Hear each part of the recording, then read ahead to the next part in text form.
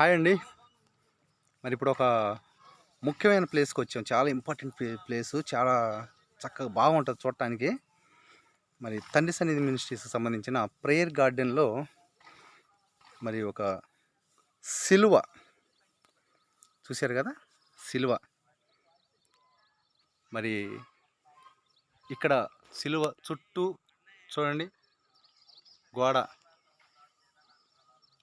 చుట్టూ గోడ కట్టారు. పచ్చని గడ్డిలో కూర్చొని మరి ప్రతిరోజు చాలామంది వచ్చి ఇక్కడ ప్రేయర్ చేసుకుంటూ ఉంటారు.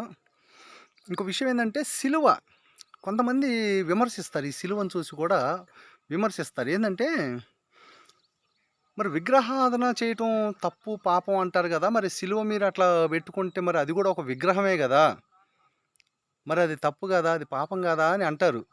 ఓకే, రైట్, మీ లెక్క ప్రకారమే చూసుకుందాం. సిలువ పెట్టాం కానీ దాన్ని ఆరాధించట్లేదు కదా. మరి ప్రభు అయిన యేసుక్రీస్తు వారు మరి మన కోసం ఈ సిలువ మీదే బలియాగం అయ్యాడు. కానీ ఆయన త్యాగాన్ని గుర్తు చేసుకోవటం కోసం అని ఈ సిలువ అనేది పెట్టుకుంటాం. ఈ సిలువను చూసినప్పుడు ఆయన త్యాగం అనేది గుర్తు వస్తుంది.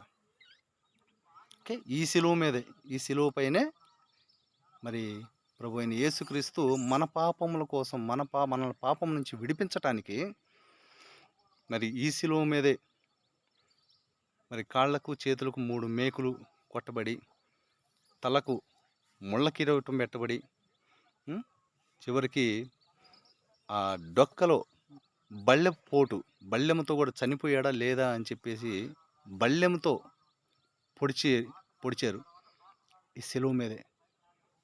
మన కోసం ఆయన అంత త్యాగం చేసి చివరి రక్తం బొట్టు వరకు మన కోసం కార్చాడు ఈ సిలువ మీద, ఈ సిలువ పైనే.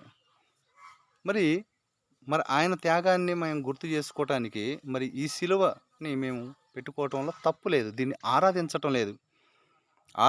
ఆరాధనకు యోగ్యుడు ప్రభు అయిన యేసుక్రీస్తు ఒక్కడే. ఆయన త్యాగాన్ని గుర్తు చేసుకోవటానికి మేము ఈ సిలువ పెట్టుకుంటున్నాం అంతే. ఓకే, మరి సిలువను విమర్శించేవారు ఈ వీడియో చూస్తున్నారని నేను నమ్ముతున్నాను. ఓకేనా? Praise the lord.